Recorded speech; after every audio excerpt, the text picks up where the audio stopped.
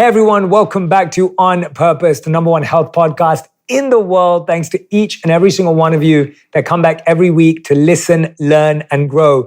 Now, if you've been listening lately, you've been hearing me repeat this mantra: happy, healthy, and healing. This is something I've been repeating to myself a lot recently. I'm happy, I'm healthy, I'm healing. It's been making a big difference in my life. And I know that you're here because you want to be happy, you want to be healthy, and you want to heal. Now, today's guest is someone who talks about that in such a phenomenal way, and everything from the gut to the brain to what we digest every day to our feelings and our traumas and how they affect the chemicals inside of our body and our mind. I'm talking about DrWill Cole, a leading functional medicine expert who consults people around the globe, starting one of the first functional medicine telehealth centers in the world over a decade ago.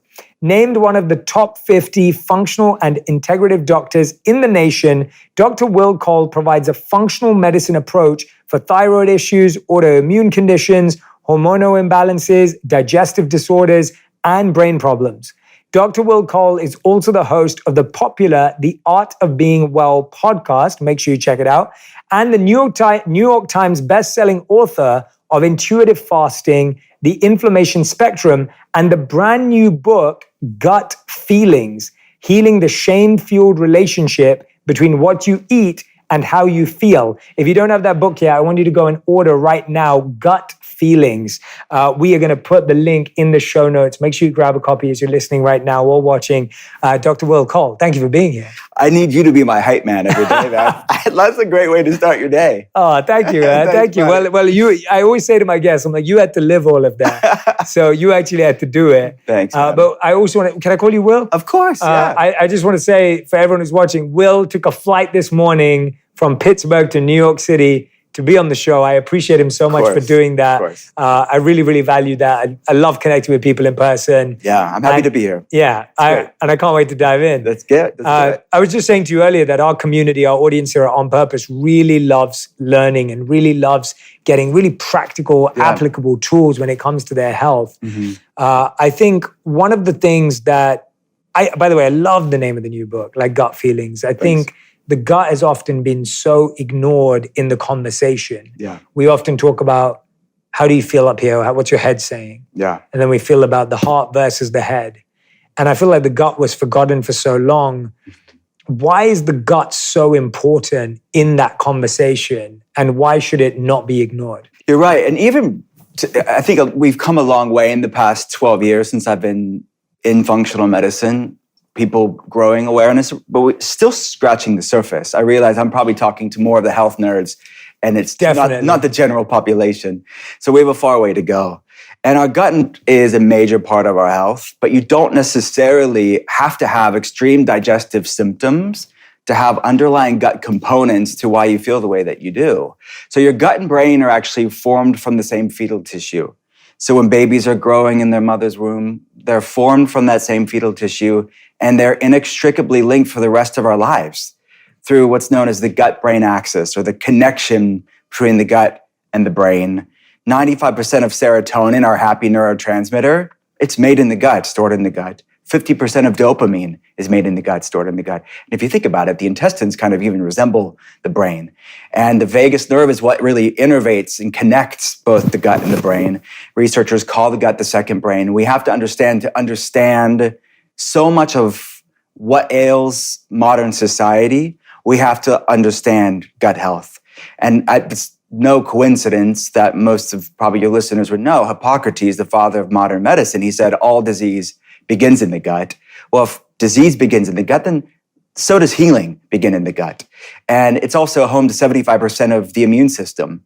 Inflammation is a product of the immune system. And you look at the epidemic rise of autoimmune problems, and really inflammation is the commonality between just about every health problem.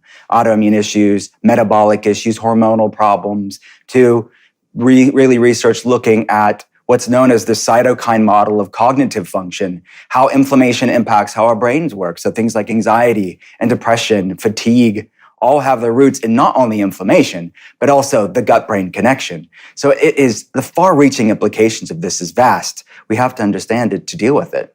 And what are some of the biggest mistakes we're making when it comes to our gut? Like, what are the things that I think you would say that we're just so unaware of or unsure about that are causing gut challenges. I think the interesting thing about gut issues is that when you figure out that you have something you're concerned about and you start talking to your friend or someone, you realize everyone has it, but no one talks about it, right? It's not like one of those things that people share very openly, but you start recognizing, wow, everyone has digestive issues, everyone's having some sort of inflammation, everyone's having this kind of thing. So what are some of the habits, traits that you think have kind of become widespread that is actually taking us down this road that maybe we're just not aware of enough? What I'm always telling my patients is just because something's common doesn't necessarily mean it's normal. Just because it's your everyday doesn't mean you should settle for it. And I really can't tell you how many times when I'm talking to somebody online and we're going through the systems of their body and they have these aha moments of, whoa, I thought that was just me.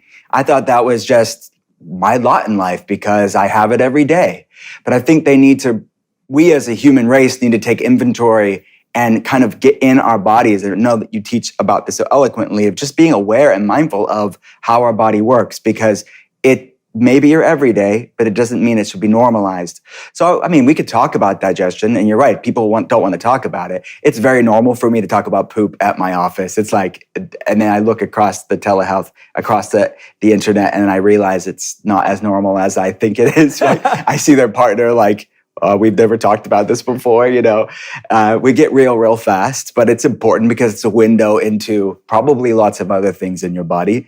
But it's normal to have 1 to 2, we say, snakes a day as far as bowel movements are concerned on the Bristol chart. Many people go 2-3 days without a normal bowel movement, or it's always loose, or always really strained and like pebbles. That's not normal. Your bowel movements are a window into your overall health. So we start there, but then we look at energy levels throughout your day. Do you need lots of sugar and caffeine to get through the day? That's not normal, but that's a lot of people's everyday, certainly. Do you have ravenous cravings of food? Do you have trouble losing weight? Do you have hair loss? Do you have skin problems? These are all, like we call in functional medicine, these are like check engine lights. Check engine lights on, but why? The body's telling us something. We have to go upstream or get to the root cause of why you have the problem in the first place. Yeah, and I think for a lot of people it becomes hard because I found for a long time as well that as I became more aware of these things and as I sought after help, it was really difficult to find good personalized advice because you'll see everyone say, well, you have to drink this one thing. You have to do this one thing, right? It becomes this fad. And some things help and some things don't, and you don't know how they're all interconnected. And I feel like people get quite stuck. And that's why I love books like yours and podcasts like yours, because people can kind of follow along and go, okay, I'm dealing with this challenge. One of the things that I love that you talked about was the process you call shameflammation. And I wanted to talk about how can one begin to confront that? So shameflammation, you know this, as writing books and educating people and speaking, you'll wake up in the middle of the night and be like, oh, that's a good way of conveying what I'm trying to say. Because you see it play out in people's lives all the time. I see it on an hourly basis when I'm consulting patients. People that eat really clean, they are working out, they're doing all the wellness stuff. They go to Erewhon. They do all the things you're supposed to do. That's me, by the way. So I'm one of those people that I'm like, I eat cleaner than 99% of my friends. I work out. I stay healthy. I don't drink alcohol. I don't smoke. Like, I have a very clean life. And I still had high forms of inflammation. I work with Mona Sharma. I don't know if you know Mona. I love Mona, yeah. So Mona's my health coach. I love her. And so and my wife is my health coach too. She's been a dietitian and nutritionist and Ayurvedic health practitioner. So my wife and Mona kind of tag team on my life. You're in good hands. I'm very fortunate, but so let's talk about that because I'm actually that person. I'm that person who I'm like, guys, I pretty much don't have any bad habits. Yeah. So let's talk about shameflammation. Yeah. So that's 99% of my patients as well. You're not alone. Is that you have very erudite people that are trying to do the best things that are probably most of them better off than they would be if they weren't doing these things. But there's these missing pieces. And what I explore with my patients and what I get to talk about in Gut Feelings is these missing physiological and psychological missing links to what is keeping you stuck at that plateau? What is keeping you back from leveling up how you want to feel? So shameflammation is this convergence of the mental, emotional, and the physical. And really the conversation that I get to have with patients, and I also get to have in this book, in Gut Feelings, is the fact that mental health is not separate from physical health. Mental health is physical health. And our brain is a part of our body just as much as anything else is. And as I mentioned earlier, the implications of the vagus nerve, the gut-brain axis, and inflammation and its role in our health. But our thoughts and emotions, on one end of that coin, stress, shame, trauma, even intergenerational trauma, that esoteric, non-measurable stuff impacts the measurable, meaning it will spike inflammation levels. It'll impact how your vagus nerve works. It'll impact how your hormones are expressed. So we have to look at what I call for my patients shameflammation. And what is our relationship with food? What is our relationship with our body? What is our relationship with ourselves? And start shifting paradigms around how we live life. Because you could be doing amazing things for your health, eating good foods, working out. But if you're going into it with such a sense of dread and obsession, and something that I say in the book is you can't heal a body you hate. You cannot shame your way into health. And many people try to. And they're doing good things that even make sense on paper. But they're going into it with such a negative sense of intention. Intention. It's sabotaging. It's producing a completely opposite result. So I want to bring good things, but let's do it with a good intention. And that's what shameflammation, that concept is all about.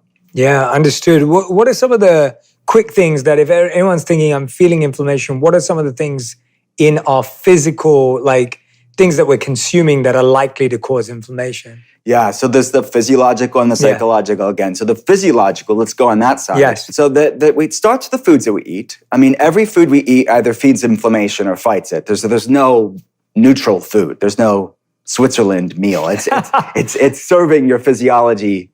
It's doing something. Mm-hmm. Maybe in incremental ways, maybe in negligible ways, but it's some in very major ways. So we have to take inventory of every food we eat. Every meal is another opportunity to bring inflammation up or bring inflammation levels down. So what I call the inflammatory core 4 are the 4 foods or food ingredients that are most likely to disrupt that gut microbiome, all the trillions of bacteria in our gut that regulate our inflammation levels, regulate hormones, regulate our brain and neurotransmitters. So that's going to be gluten-containing grains would be number 1. And I have a nuanced conversation about this. There are better versions of gluten. You can get ancient grains, you can get sourdough bread that ferments some of this. A lot of the foods that I'm going to be talking about here are what we've done to the food, not necessarily the food in and of itself. But for the sake of simplicity, gluten-containing grains, looking at that in your life. Number 2 would be industrial seed oils, things like soybean oil, vegetable oil, canola oil. Palm oil. Palm oil, exactly, yeah. I've just been taking off a lot of those because that was somewhere where we hadn't got to yet. So I'm off palm oil, canola oil. I can only eat things in olive oil or avocado oil at the moment. Love it. Yeah. Thanks, Mona. Yeah. Thanks, Mona. Yeah. Conventional dairy, I would say that, and added sugar, which is no surprise, I'm sure, to people. But even the nice sounding euphemisms for sugar, that are hidden very cleverly on labels, that they may be better for you options. And I'm not demonizing this entire sugar industry, but I'm saying, look at the amount of added grams of sugar you're consuming in a day. You may be surprised. So decreasing that, and if I could make the core 4 a +1, I would add alcohol to that list. Is people oftentimes that eat cleaner, they clean up that diet. They know about the inflammatory core 4, but they keep in alcohol in their life as like, oh, that's my one vice. But they are kept back. Their guts are still struggling. Their mental health is still struggling. Their energy levels, their weight loss resistance still struggling. So I would at least look at alcohol as a role into these as well, because it's becoming quite normalized within the wellness world specifically. And at the end of the day, there's no healthy amount of alcohol. There are better for you options, certainly, and I have to be pragmatic, but it's something that I would take into consideration. Yeah, no, that's great. I mean, that's so practical. And I think everyone who's listening to that, I think we've all heard about a friend, I'm gluten-free too, but I've heard about friends being gluten-free and this and that, and we often laugh about these things. Yeah. But it's interesting to hear just how simple it can be, right? These are not huge changes. None of these changes are like hard to find necessarily. These things are becoming more and more common, at least at a grocery store. Yeah. And we can start making healthier choices in a simple way. Let's talk a bit about gut microbiome, because So I recently had a surgery and I had to take tramadol and a bunch of other stuff like painkillers to try and deal with the pain. And Mona was like, all right, we're going to have to start with your microbiome all over again after this is all over. What is that relationship between painkillers and all of that with our gut microbiome as well? Like, where's the connection there? Well, I mean, your gut is just a major regulator of so many different pathways in the body. So it is such a central role. But when you're taking either NSAIDs or antibiotics or other pain medications, they can really do a number on your gut. They can really impact the gut lining as well as the microbiome metropolis, this gut garden within our gastrointestinal system. So that doesn't mean we shouldn't be on those medications when they're properly prescribed. There's surgeries where you need to be on things like that. But just as Mona said, what are we going to do afterwards? What's sort of the long game here to start supporting gut health again? Because pragmatically, those medications, just like certain foods and everything we do in life, influences this gut garden. So there's some things that hurt it more than others. And especially people that are on medications, some medications long-term, specifically antibiotics, and some pain pills as well, they really can do quite good damage on the gut that we have to work on rehabilitating over time. Yeah, and so that's just something to be conscious of as well. Yes, it's something to be conscious of. Talk with your doctor about, because oftentimes there isn't a conversation about gut health when it's just, no, take this, see you later. But I would just want to be empowered as a patient and be informed as to your options and have choice. Yeah, and you've talked a bit about how the connection between alcohol and intuition, and I was intrigued by that. Like, what have you seen as the connection there that you've made? Well, I think, again, as I mentioned earlier, I think alcohol, people don't want to go there, right? That's how they socialize. That's how they hang out with their friends. That's how they wind down. That's how they deal with the background anxiousness. And they don't really want to see how this drink can impact how they feel and how they truly can know what their body loves and what their body doesn't love. So alcohol can impact both your body on both the physiological and the psychological level. It's going to impact your gut microbiome, certainly. What's it doing? What's happening? It could do a few things. It's going to disrupt the microbiome. So the microbiome is, depending on the study that you look at, it's upwards of 100 trillion bacteria. And we have about 10 trillion human cells. So we are all about 10 times more bacteria than human.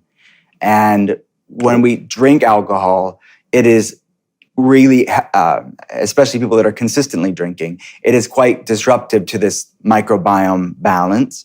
And it can breed things like bacterial overgrowth. A lot of the times people that I talk to, they have something called SIBO, small intestinal bacterial overgrowth. And alcohol is a component. It's certainly not the only driver of that, but it is a disruptor and breeder of bacterial overgrowth by messing up the balance of this microbiome component. And it also can increase intestinal permeability or increase what they call leaky gut syndrome. It's when the things are passing through the gut that shouldn't be able to pass through the gut, like undigested food proteins, bacterial toxins called lipopolysaccharides. And then that's the seminal event that a lot of things, when the immune system sees undigested food and bacterial toxins in the bloodstream, then there's something called molecular mimicry. It's sort of the case of mistaken identity when the immune system starts this cascade of inflammation, and that's what can trigger autoimmunity. When the immune system loses recognition of self, which I think that's happening on a physical level, but then you think about what's happening on a mental, emotional, spiritual level with so many people of losing recognition of self, and we have this epidemic rise of autoimmune conditions. 50 million Americans, at the very least, have an autoimmune disease. Millions more are somewhere on that autoimmune inflammation spectrum. So alcohol's implication in that is it really is something that allows, it can be a trigger for a lot of people, not only on a mental, emotional level, we know, but I think people's relationship with alcohol exists on a spectrum. And you may not be a full-blown alcoholic. People need to look at themselves and say, how am I using this tool in my life? And is it in alignment with how I want to live my life? Is it in alignment with how I want to feel? Yeah, that's a great message to get people to reflect on. Yeah. That was the physiological. What are some of the psychological things to be aware of? Yeah. Well, I think the research around stress is very fascinating. I mean, we know when your body is in a state of stress, and look, the stress is normal. It is good in measured amounts. What I'm talking about here is chronic stress. It's that I'm being chased by this tiger, but there's no tiger. Many people are stuck in various degrees of sympathetic fight or flight stressed state, and their body's in overdrive all the time. And we need a balance. We need the sympathetic nervous system just as much as we need the parasympathetic, the resting, the digesting mechanism. But many people are just an over accentuation of a sympathetic nervous system response. And cortisol levels coming up because their body is in that fight or flight mode. Cortisol is not inherently bad, just like inflammation is not inherently bad. We need inflammation to fight off viruses and bacteria and heal wounds.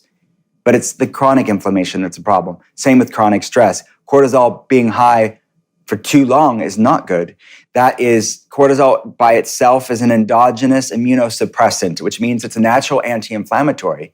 So inflammation comes up, cortisol comes up to try to abate and attenuate the higher inflammation levels and to help you, to actually get you out of that stressed state. But it's just unsustainable because there's no real threat for many people. But they're not sleeping well. They are eating out of alignment with what's working for their body. And they are, I would say, unhealthy relationships with technology. And all of this, what researchers call an evolutionary mismatch. There's a genetic, epigenetic mismatch. Our genetics haven't changed in 10,000 years, but yet our world has changed very dramatically in a very finite period of time, and you're putting that into context with the totality of human history. So if our genetics haven't changed in 10,000 years, just think of how much our world has changed in a few generations, whether it's the foods we eat or the foods we're not eating, our stress levels, our exposure to toxins, collective and individual trauma. All of these things are the confluence of factors, the perfect storm of variables that are giving rise to these inflammatory, autoimmune, brain health, mental health problems. So the psychological side of how I see these stressors play out in people's lives is chronic stress. But it's a lot more nebulous, right? It's a lot more insidious because it's easy to say, don't eat those 4 foods because they're going to spike inflammation. It's another thing to say, well, don't stress. And then they're stressing about not stressing. So you have to really bring context and practical tools. And what I call them in the book is metaphysical meals, because you need to treat these acts of stillness just like you would mealtime. Yes. Which I know we're on the same page here. You have to, just like you show up for breakfast, lunch, and dinner, or you show up to the gym, you need to start feeding your head and your heart just as much as you feed your body. And it's very much a part of healing.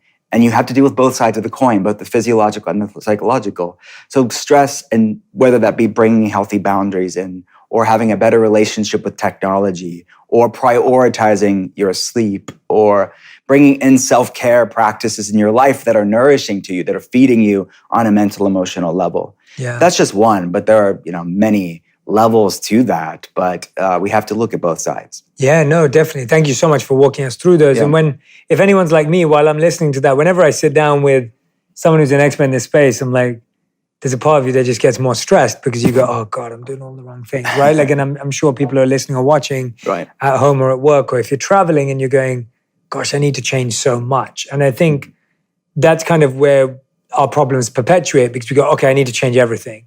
And then we end up changing nothing. And I think that's always the issue, right? When you feel you want to change everything, you end up changing nothing. Yeah. And as people are listening to this, where's a good place for someone to start? And I'm sure you work with so many people who are on this journey. And I always say to people, I don't think we have, the real crisis we have in the world today is a crisis of habits and conditioning, because most people I know what they want to change, or know who they want to be, or how they want to change. They just can't make it through that path, right? They can't stick with it. So where's a good place for someone to start? If they're listening right now and they're saying, Dr. Will Cole, I can hear that I have a ton of those physiological and psychological challenges. I need to figure this out. Where does someone start? I would first start with your headspace, because you do not have to be perfect, quote unquote. You don't have to have it all together to start making positive action in your life. And if you're waiting for the right time, it's now, because there's always going to be some reason why we should put it off. There's a vacation, a holiday around the corner. There's a birthday party. There's a whatever holiday around the corner. And that is, many people have that paralysis of analysis. Oh, I'll start at the new year. Oh, I'll start at this date.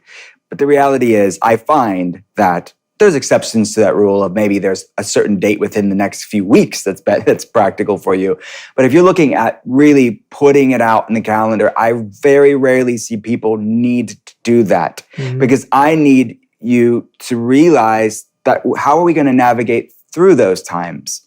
Because there's always going to be something goes. Yeah. And I would really, what I say is just lean into it. Yeah. You don't have to have it all figured out. Because what I find is when you get the ball rolling and people get their head a little bit above water, they want to keep doing the things that make them feel good. Yeah. And they start to realize what I call in the book, and for my patients, I call it food peace and body peace, because I want people to not come into this wellness thing, whether it improve their energy or improve their digestion or improve their brain health. I want them to see this as a form of self-respect, using self-care as a form of self-respect, because it's the sort of toxic dieting culture that tells us, well, you can't have that. There's a lot of shame around that, right? That's like very much breeding ground for shameflammation. That's the antithesis of sustainable wellness. The genesis of sustainable wellness is really realizing that you get to do things that make you feel good. Yeah. And I said recently on social media that I think is the paradigm shift that I want to say here is that continually eating foods that don't love you back is like staying in a toxic relationship and wondering why you're still miserable. But avoiding foods that don't love you back isn't restrictive, it's self-respect. And that's if you want to talk about the first thing, it's having that pivotal paradigm shift to say, look, oh, I thought it was about all these things I can't have. No. Have whatever you want. But I want people to love feeling great more than they thought they were going to miss something that dimmed their light. So from that place of self-respect, I find people make better choices for their life. Because if they, the analogy that I use in the book is like, if you realized you were a Lamborghini and not an old beat up jalopy, how would that impact how you fueled yourself? Owners of luxury vehicles know how to take care of their car. They don't need to be taught that. They're parking it way in the back. Yeah. They are cleaning it. They're fueling it appropriately. Many people see themselves as the old lemon and not the luxury car. And that's the paradigm shift that I want people to have, because then all the rest falls into place. They don't have to be perfect because they just want to continue to pick themselves up, and their why is bigger than their excuses. That is such a good point. I'm so glad that you went there, because there were a few points there I just want to unpack for everyone. The first was, you said to start with the headspace.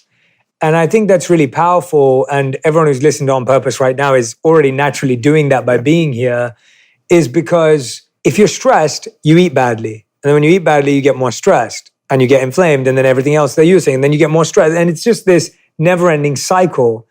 And so when you figure out what's going on up here, and then you can start changing what's happening here, it's a great way. So I think that was a fantastic point.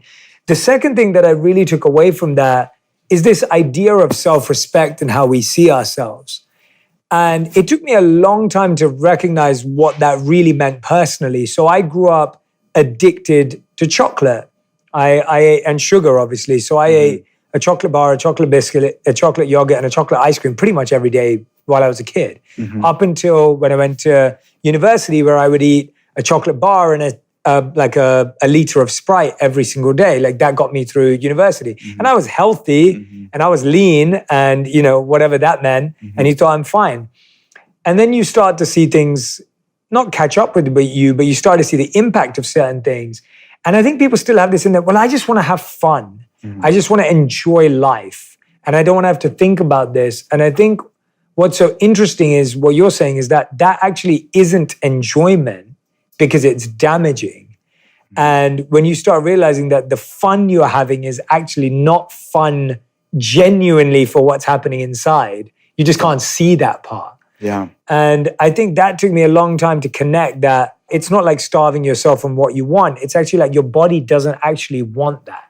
Yeah. Which takes so long to kind of fix our mind, because we're so conditioned to believe that, oh, I love pizza and I love this and I love that. And it's like, well, you don't. You've just been conditioned through your tastes. Like, I always talk about one of my friends, their kids look forward to blueberries and grapes as their reward, because that's how they've been brought up. Like for them, like blueberries are like Sour Patch Kids. Right. Like that's their Sour Patch Kid. Whereas for me, it was Sour Patch Kids, which I still love, which are terrible for me. And I still love them. And when I go to the theaters, my wife really has to like, and so my wife was the one who helped me change my habits. When she met me, she goes, you can't eat chocolate every day. Like you can't have that. She was like, once a week, you can't have it every day. And it took me ages, and then we got there, and then she replaced it with monk fruit. And I used to eat these cacao nibs sweetened with monk fruit. And now I've got to a point where if I'm at home, I don't remove refined sugars from my diet. And it took a long process. And now I found actually when I go back and have an indulgent dessert, it doesn't taste as good to me. And that was a huge journey for me. I was like, oh, wow, it's not. And sometimes I'll still crave like a burger, a really like juicy fried burger. And I'm plant-based, so I'm talking about plant-based burgers. And when I have it, I'll actually not enjoy the feeling afterwards. I'm like, oh, I actually didn't miss that at all. Yeah. And so I don't know if that aligns with what you've been saying, but I was just trying to give a very genuine reflection of dealing with a lot of these vices myself. Absolutely. And I think a lot of people can resonate with that. And like that's that repairing that gut feelings connection that I'm talking about. You know, the gut and the feelings, there's things that were changing on a physiological level when you start cleaning up your diet, eating nutrient-dense foods, regulating your blood sugar, lowering inflammation levels, supporting your gut health. And then also when you make that connection, you go back to those foods and you may not like them at all. I hear that many times for patients and they're shocked. Things that they loved, things that they thought they couldn't live without, they say, I could take it or leave it. Yeah. That's food peace. Yeah. It's like that you're not bound by that food. If you want to have it, have it. But I would just say, use all food as a mindfulness tool. Yeah. Eat it consciously.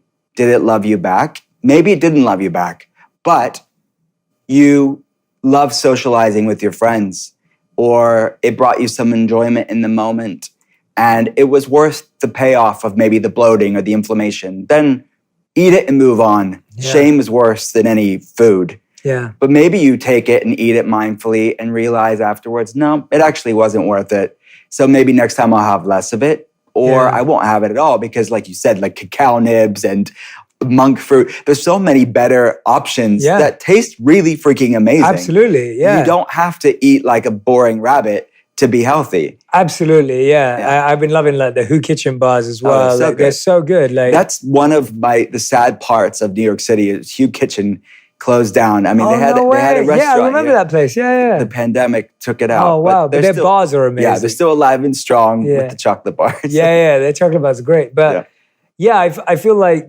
you're so right that there are so many other alternatives, so many other places that you can discover new things. And even spending time with friends. Like recently I've been trying to, and of course there's access here and things that are in your city, but I found like my wife, she'll go to a workout class with a lot of her friends, and that's like their way of socializing together. Yeah. Or me and my wife will go do a cold plunge together, or go find an infrared sauna together, or something like that, where even doing health and wellness with friends has actually become a fun way of socializing, where it was easy to be like, oh, let's just all go out for dinner, which by the way, I still love to do. And it's not that we don't do it, but it's the idea of there are so many alternative ways to spend time together where your friendship actually improves too. Oh, yeah. Because now you're not just doing dinner and a movie every time. So I just think the idea of experimenting is healthy. Yeah. Whether you went to a cold plunge and enjoyed it or not, that's up to you. But the idea that you went and tried something new with your friends, I promise you, whatever you do, trying something new with the people you love is going to be a win either way. Yeah, right? Absolutely. And I think that's a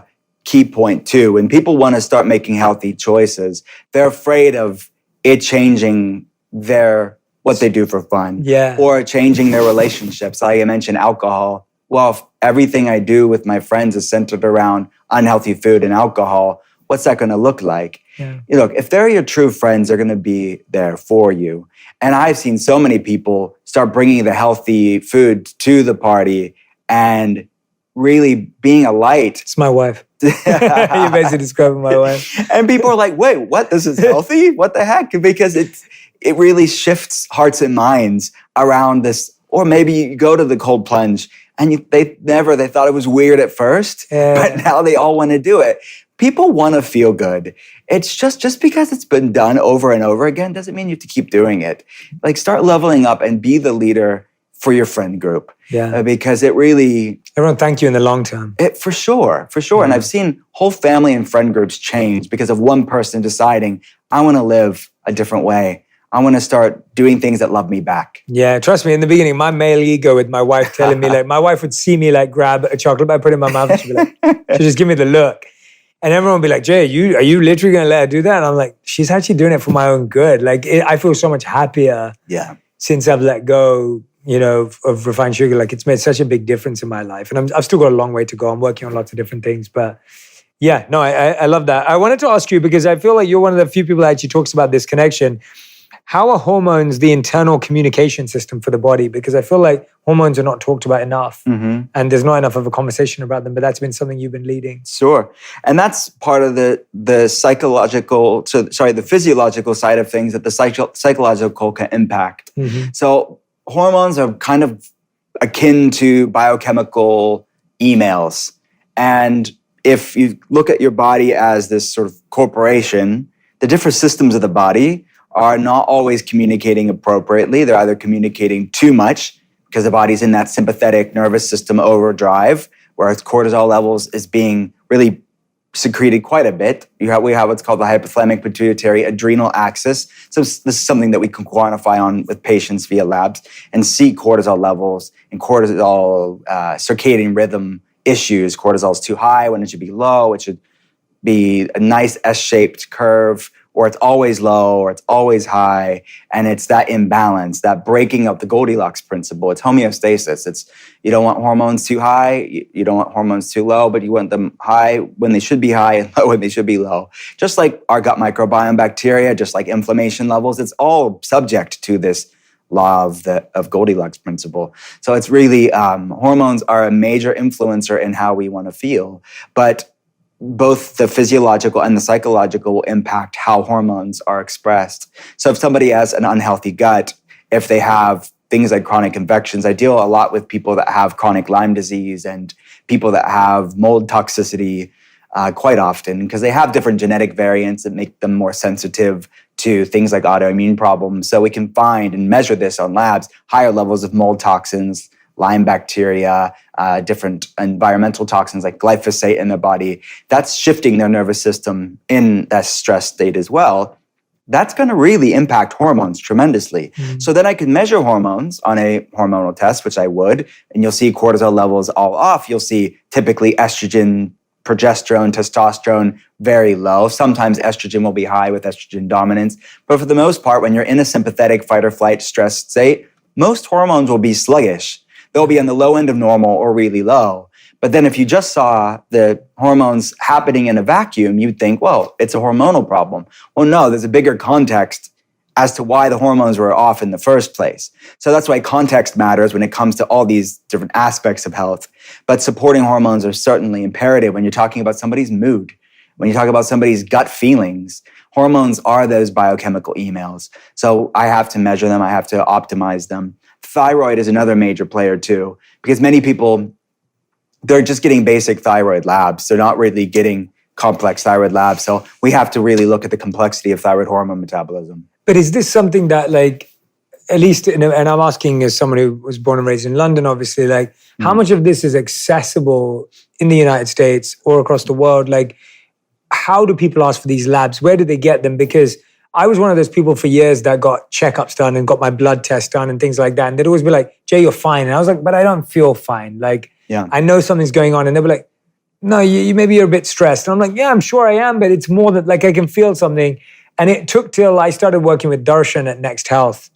I don't know if you know Next Health. I've heard of them. Yeah, yes. Next Health's an incredible facility in LA. But again, it's something that requires, like, access, and it's expensive, and it's not easy. It's in LA, it's in Miami. It's not something that everyone can access. And so I go, well, how does someone get those tests? And same as me, I was just told for ages, I was told, oh, maybe you're stressed, just relax a little bit. And I'm like, no, I don't feel right.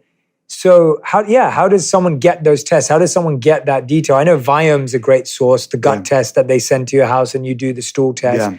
But how do people get access to that? Yeah, I think we're living in a time where there's still a massive gap to democratize this where it should be.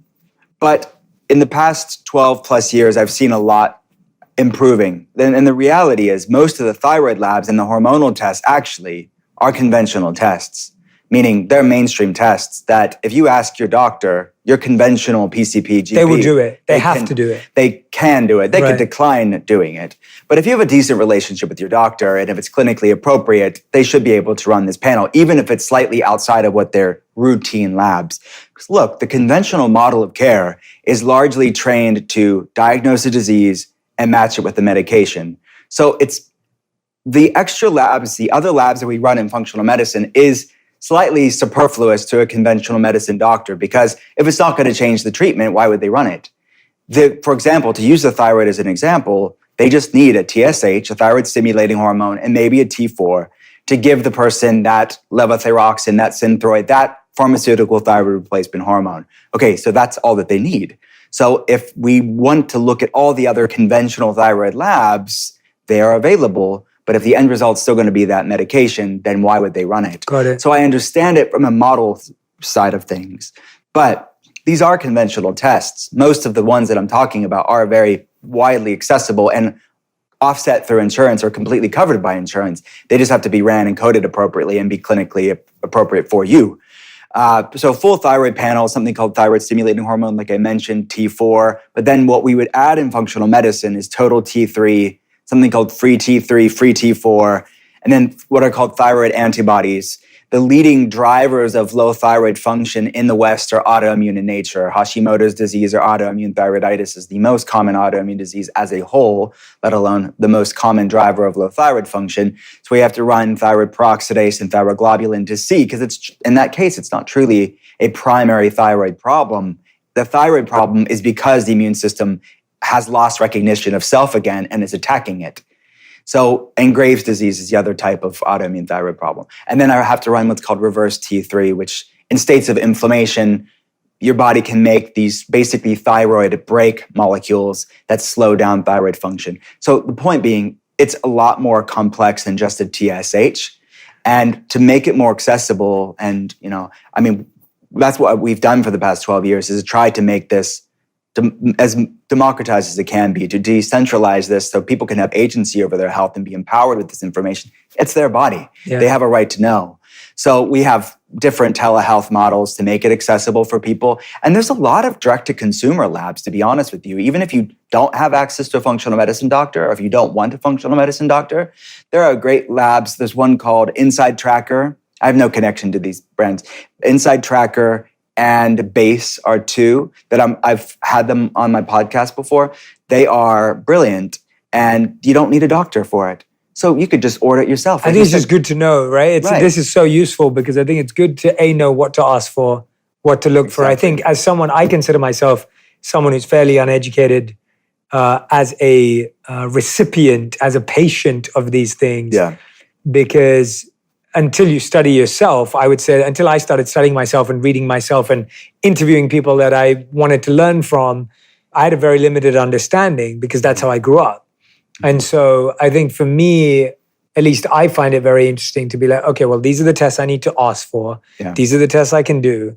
Because even the other thing I want to ask you is, what are the most missed healthy food intolerances? Because that's a whole nother thing that I think we're not aware of. So the inflammatory core 4 that I mentioned, that's an obvious one, but I wouldn't even call those healthy foods, right? I mean, most of them are really processed, refined, boxed foods. But I would say the healthy food sensitivities or food intolerances, the food reactions. And this is really pertinent to most of the people that I talk to because they are eating better than most people, but they're still struggling. So the number one, and let me bring a caveat to all of these foods. It's not necessarily these foods' fault. The heart of what I do in functional medicine is bioindividuality. And even healthy foods, what works for one person may not be right for you. And I would say also, what serves you today and what your body loves now, if we're actually fixing the problem of why you had the problem in the first case, then over time, you'll be able to do more things. So I'm going to say these foods with that preface of don't be...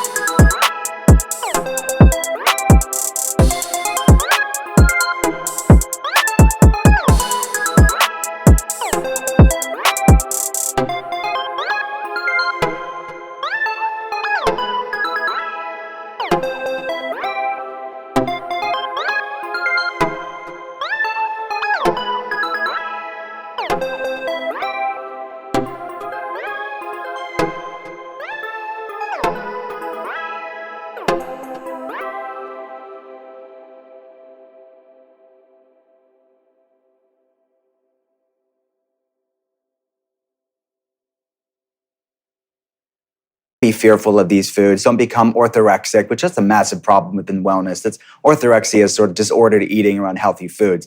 That is not what I'm trying to convey here.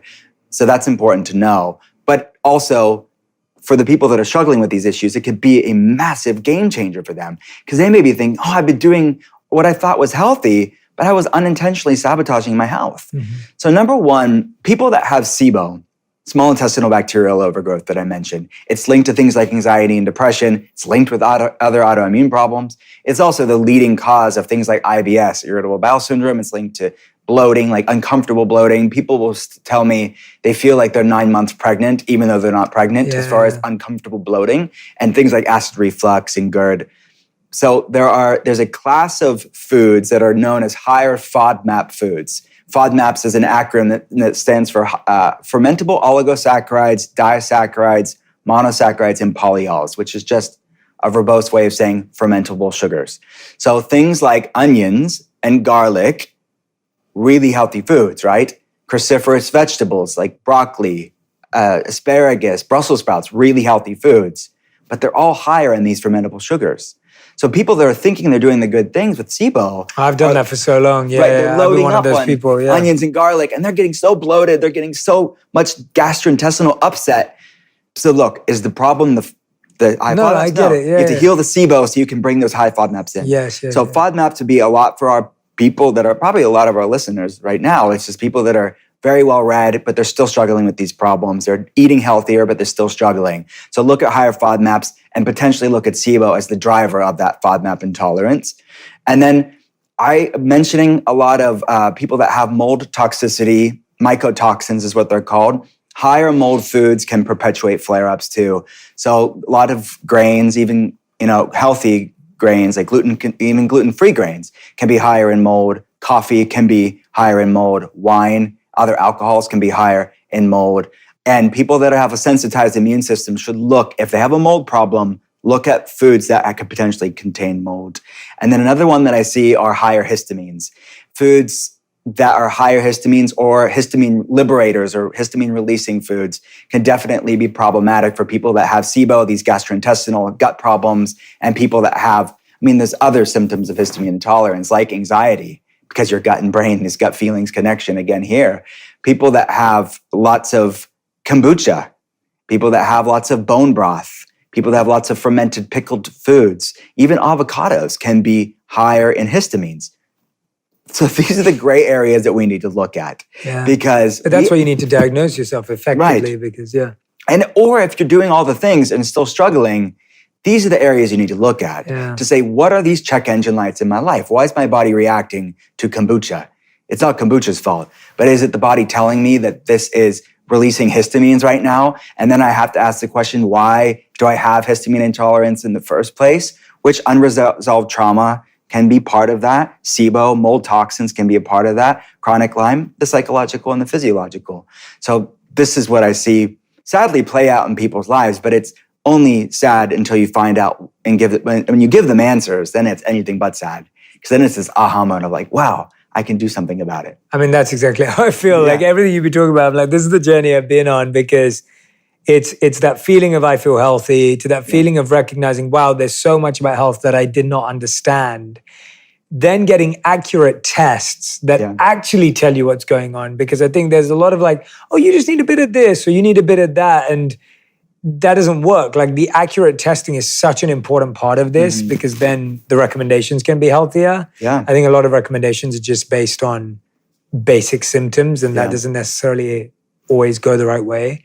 And then of course, consistency in the recommendation, that feels like the full journey. Absolutely. And I think, look, if what you're doing is working for you and you feel great, don't look for problems where there isn't any. Of course. But I think we have an epidemic rise of people that are doing all the things, that are really compliant people, that are doing things their doctors are telling them to do, but they're still spinning their wheels. That's what I'm talking about here. We have to do better here. So I think that these are what I find clinically to be missing links for people. Then they fix a few things and it really kind of allows their body to take their health to the next level and start feeling the way they want to feel. And when you start repairing these things, whether it's repairing their gut health or regulating their nervous system or whatever we're talking about here, all of those foods I just mentioned almost all of them can be reintroduced. Yes. So temporarily, maybe avoid them. But longer term, let's fix the problem that drove it in the first place.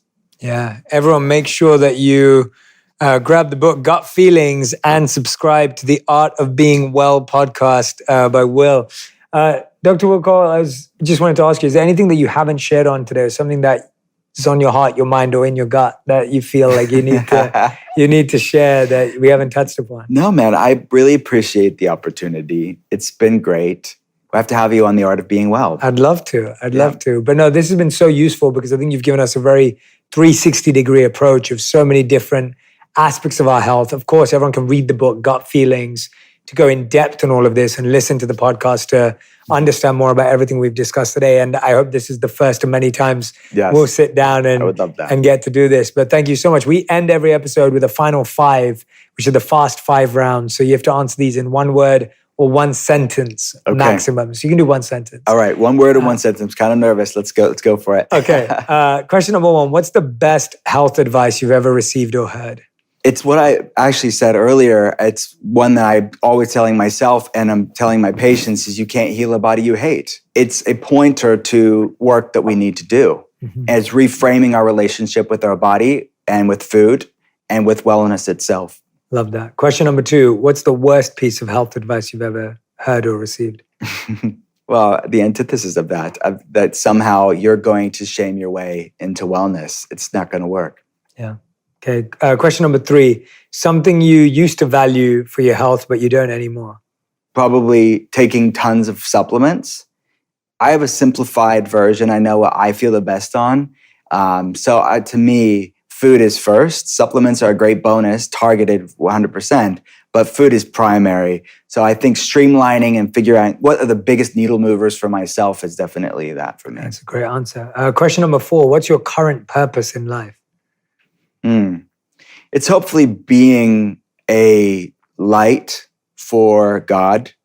And what that means for me is just hopefully staying in my lane in the best of ways and just enabling me to bring hope to people that are really struggling with silent health problems.